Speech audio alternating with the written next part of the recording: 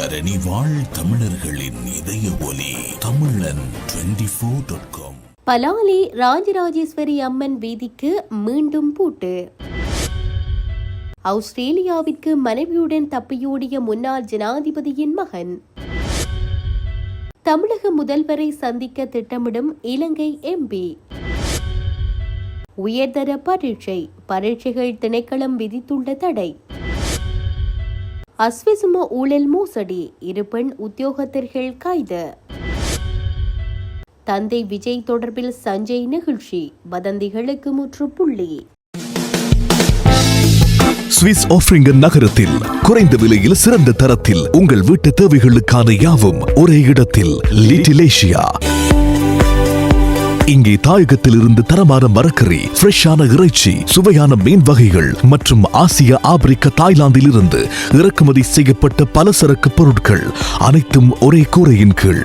உங்கள் ஷாப்பிங்கை இனிமையாக்க 200க்கும் மேற்பட்ட car parking வசதி.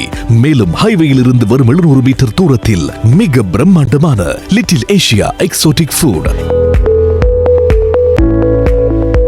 இன்னும் என்ன யோசிக்கிறீங்க? இப்பவே வாங்க, கையோட அள்ளிட்டு போங்க. Little Asia exotic food, park வெக் 2, 4665 ஆஃப்ட்ரிங்கன். தொடர்புகளுக்கு 0627981111. தொடர்பென விரிவான செய்திகள். ராணுவ உயர் பாதுகாப்பு வலயத்தில் இருந்து விடுவிக்கப்பட்ட பலாலி ராஜராஜேஸ்வரி அம்மன் கோயிலுக்கு செல்லும் நிரந்தர வீதி திருவிழாவிற்காக திறக்கப்பட்ட நிலையில் நேற்று வெள்ளிக்கிழமை முதல் மீண்டும் மூடப்பட்டது. ஏற்கனவே கடந்த ஆண்டு ஆலய பகுதி விடுவிக்கப்பட்ட போதும் மக்கள் செல்லும் வீதி மக்களின் காணியூடாக தற்காலிக பாதையூடாகவே செல்லும் வகையில் திறக்கப்பட்டதுடன் நிரந்தர பாதை மூடப்பட்டே இருந்தது. இன்னும் சில நாட்களில் அப்பகுதியில் உள்ள மக்கள் தங்கள் காணியை சுற்றி வேலியை அமைத்ததால் மக்கள் ஆலயத்திற்கு செல்ல முடியாத நிலை ஏற்பட்டது. இதையடுத்து ஆலய நிர்வாகத்தினர் இராணுவத்தினரிடமும் நாடாளுமன்ற உறுப்பினர் இளங்குமரனிடமும் கோரிக்கை வைத்தனர். இது குறித்து இராணுவத்தினருடன் கலந்துரையாடியதை அடுத்து நிரந்தர பாதை தற்காலிகமாக திறக்கப்பட்டது. இதையடுத்து ஆலயத்திற்கு வருபவர்கள் அடையாள அட்டை இலக்கம் பதியப்பட்ட பின் வீதியால் செல்ல அனுமதிக்கப்பட்டிருந்தனர். இவ்வாறான நிலையில் நேற்று முன்தினம் வியாழக்கிழமை திருவிழா முடிந்த நிலையில் நிரந்தர பாதை மூடப்பட்டுள்ளது. இதேவேளை பலாலி ராஜராஜேஸ்வரி அம்மன் ஆலயத்திற்கு செல்லும் வீதியை 1 மாதத்திற்குள் நிரந்தரமாக விடுவிக்க நடவடிக்கை எடுத்து வருவதாக நாடாளுமன்ற உறுப்பினர் இளங்குமரன் தெரிவித்தார்.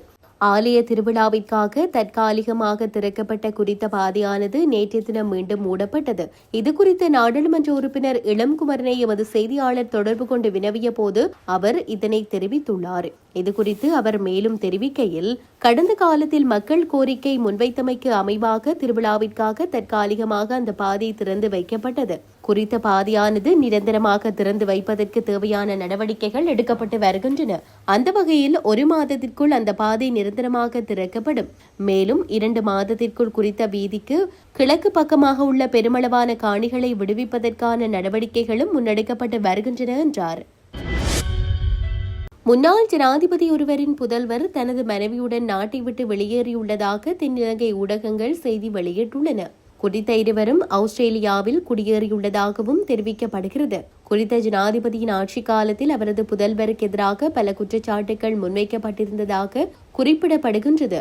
இந்த நிலையில் முன்னாள் ஜனாதிபதியின் மகனுக்கு எதிராக சமகாலத்திலும் தற்போதைய அரசாங்கமும் விசாரணைகளை மேற்கொண்டு வருகிறது. இவ்வாறான நிலையில் நாட்டிலிருந்து அவர் தப்பி சென்றுள்ளதாக குறித்த ஊடகங்கள் கோடிட்டு காட்டியுள்ளமை குறிப்பிடத்தக்கது. தமிழக முதல்வர் ஜோசப் விஜய் உள்ளிட்ட அரசியல் தலைவர்களையும் சந்திக்க திட்டமிட்டுள்ளதாகவும் ஸ்ரீலங்கா முஸ்லிம் காங்கிரஸ் தலைவரும் நாடாளுமன்ற உறுப்பினருமான ரவூப் ஹக்கீம் தெரிவித்துள்ளார். திருச்சிராப்பள்ளி சர்வதேச விமான நிலையத்தில் ஊடகங்களுக்கு கருத்து தெரிவிக்கையிலேயே அவர் மேற்கண்டவாறு தெரிவித்தார்.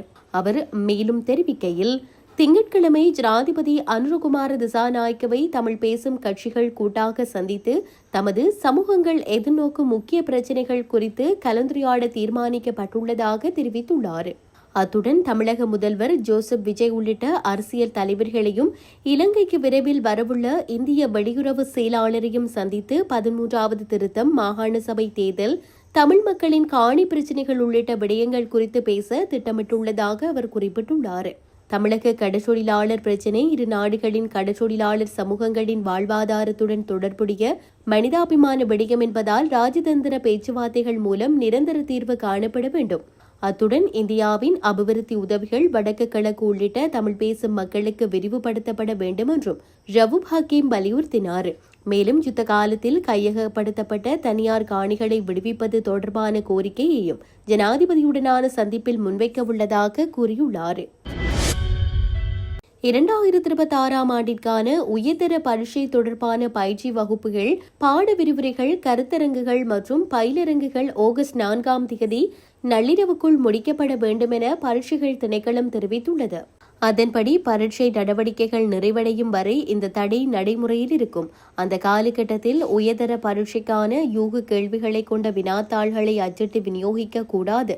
மேலும் பரீட்சை வினாத்தாள்களுக்கு கேள்விகள் வழங்கப்படும் அல்லது அதுபோன்ற கேள்விகள் வழங்கப்படும் என்று குறிப்பிடும் சுவரொட்டிகள், பதாதைகள், துண்டு பிரசுரங்கள், மின்னணு அல்லது அச்சு ஊடகங்களை வெளியிடுவதோ அல்லது அதுபோன்றவற்றை வைத்திருப்பதோ கண்டிப்பாக தடை செய்யப்பட்டுள்ளது. 2026 ஆண்டிற்கான உயர்தர பரீட்சை ஆகஸ்ட் 10 முதல் செப்டம்பர் 5, 2026 வரை 2532 பரீட்சை நிலையங்களில் நடைபெறவுள்ளது. அஸ்விசும ஊழல் மோசடி தொடர்பாக நோர்வூட் பிரதேச செயலகத்தில் பணியாற்றி வந்த 2 உத்தியோகத்தர்கள் நேற்று மாலை ஹட்டன் விசேட குற்ற விசாரணை பிரிவினரால் கைது செய்யப்பட்டுள்ளனர்.